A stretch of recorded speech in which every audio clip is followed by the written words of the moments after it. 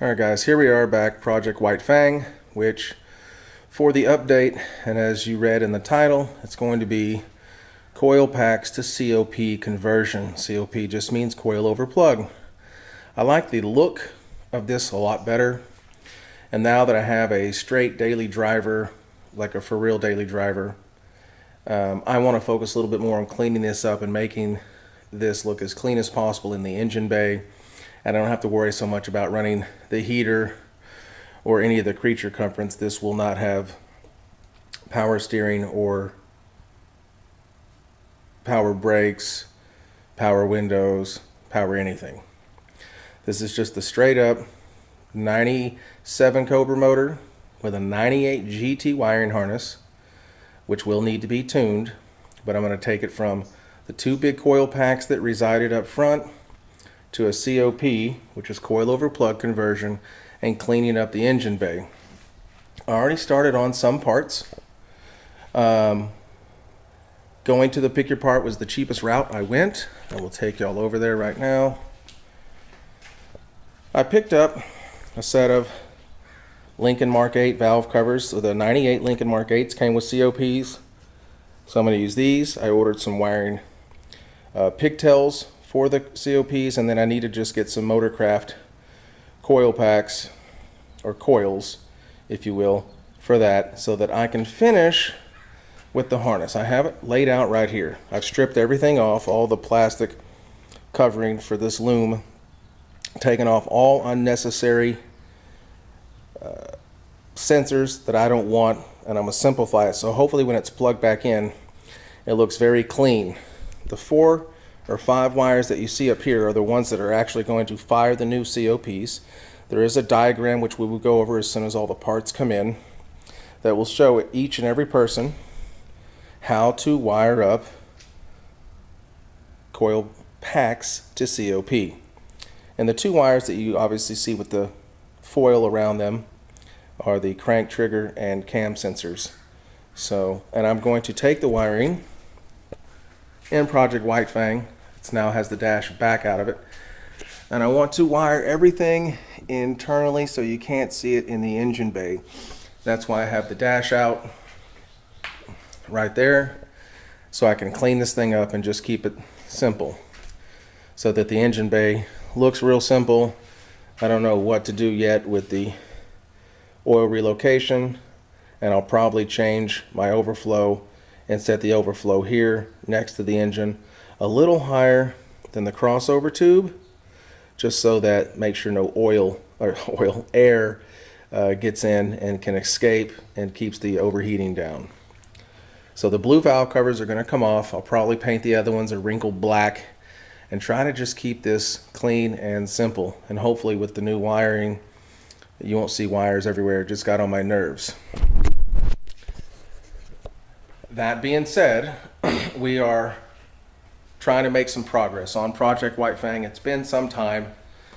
Again, our other business is just taking a lot of my time, so I haven't been able to dedicate what I wanted to this, so I only get Saturdays. I've said this many times, so I'm just reiterating why it's taken so long. I'm also trying to get the plastic moldings to go back into the car. There was probably a little miscommunication between me and the roll cage guy. He built it strictly for safety and for energy deflecting away from the driver, which made it a little bit more cumbersome trying to get the plastic back in. I've had to cut and trim.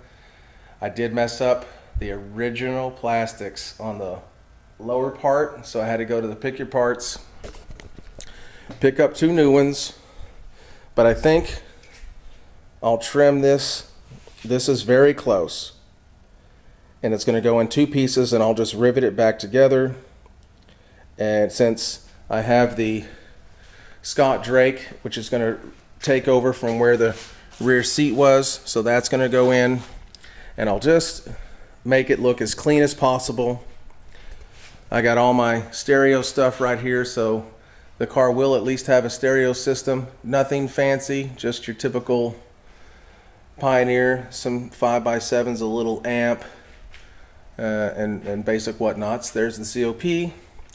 That's the Aeromotive fuel rail kit for the Cobra engine, which at current I do not need. It will supply too much fuel. The stock lines are good for 400 to 500. These cars are only going to make 300. I will be shocked if this car makes more than 275 to 285 at the rear tire, based on this current setup. Now, it won't have much parasitic drag because I'm not running anything but the water pump and alternator. It does have full exhaust, long tubes, dumps.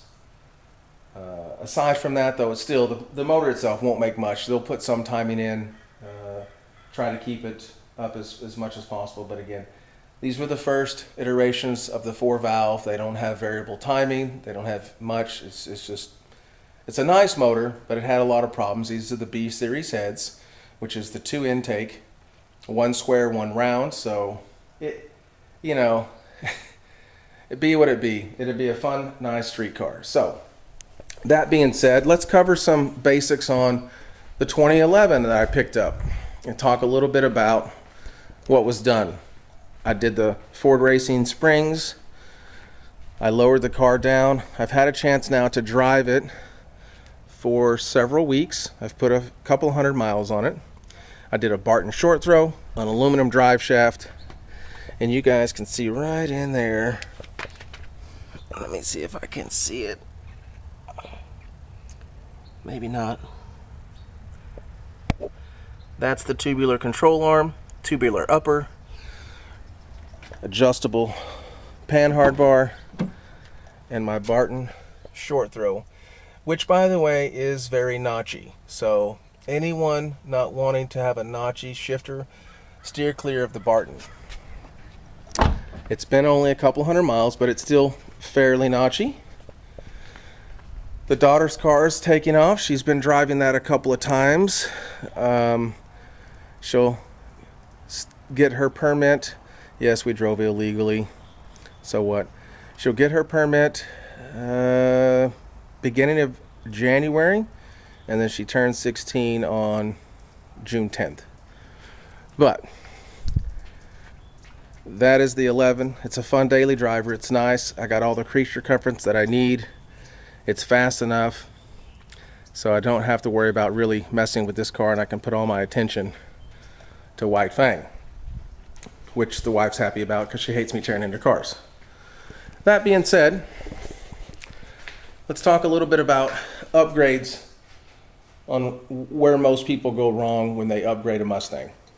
First and foremost, most people get a tune, cold air kit, and start doing things to increase the performance of the engine, while neglecting the real performance issue of the vehicle, which is we need to address suspension components first. I see a lot online, I know people put low-ring springs, but you really have to change out those control arms. They deflect too much energy. The bushings don't comply the way it needs to. You want to get the car to make sure it can do what the shocks and springs want it to do. When there's resistance in those rubber bushings because they don't move, they're only built for comfort. They don't move the way the suspension needs them to move. You're really losing a lot of what the car can give you. Look, these cars come with 400 plus horsepower, which is ridiculous compared to when I was in high school when the 5-liter came with 200. So they already come with cold air kits. I mean, it's a pretty decent motor from the get-go. If you address the suspension, I went ahead and changed to aluminum drive shaft. If you address these issues first, get rid of that sloppy shifter, put in something, the MGWs, the Bartons, it doesn't really matter. Most are going to be an upgrade over the factory because it's all rubber. It's just crap.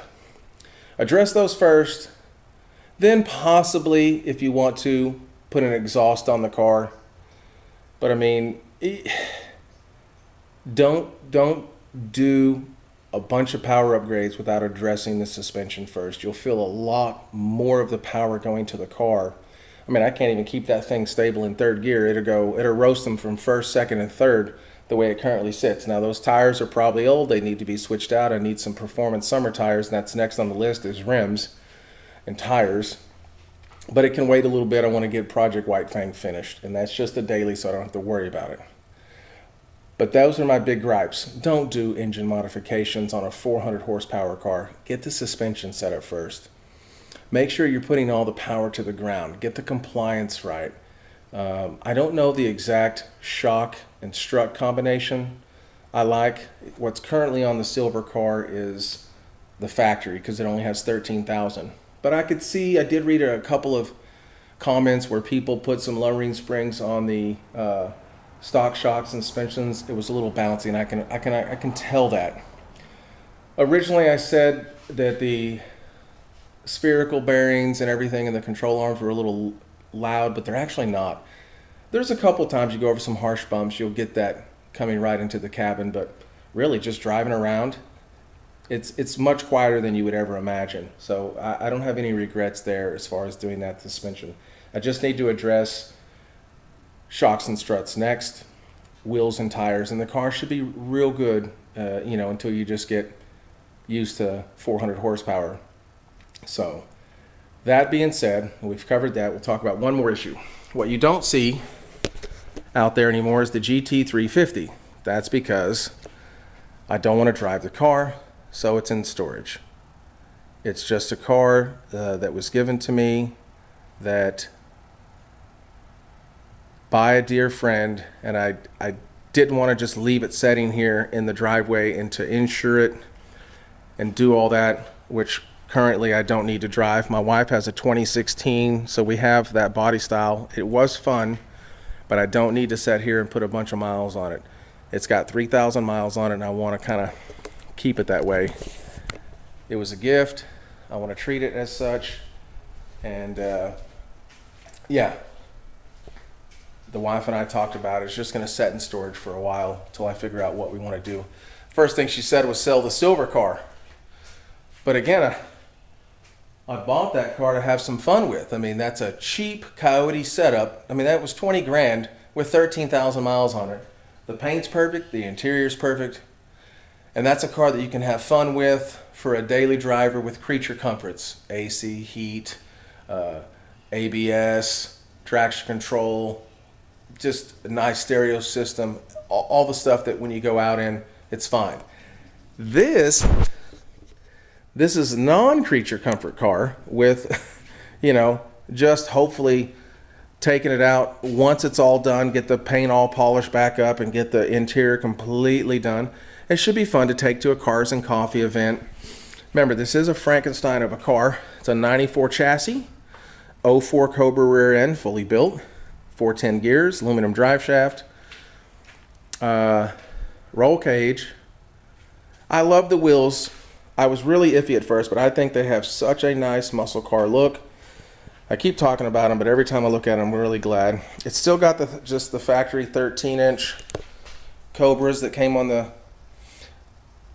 94 and up cars. The 94, 95, 96, 97, 98, 99, 01, 03, 04 all came with those little 2-piston Cobra calipers with 13-inch brakes. So this is the real fun car.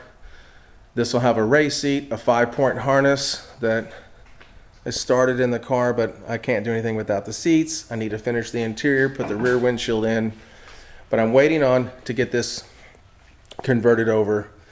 I'll take some of the color out. It'll be more back to black and just aluminum and silver.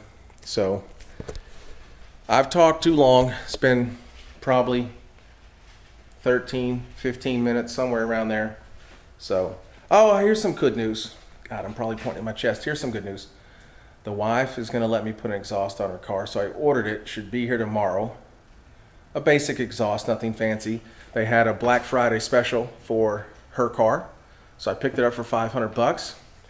It's from Catback, a little 2.5-inch with 4-inch tip SVE system. It sounded very throaty, comes with an H pipe, so I'm going to do that tomorrow night. It should come in tomorrow, and I'm going to put that on and see how she likes it. I asked if she didn't mind. This was a Flowmaster on this car, so just a basic setup on the silver 2011, and it sounds okay, but it's for what the car is, it's perfect. The daughter's getting the green car, and I'm getting ready to get this done. So anyway, thanks for tuning in. I'll put another video up of the 2016 going in. That's my garage. Here's the COP conversion. And for the Mustang community out there, thanks for tuning in.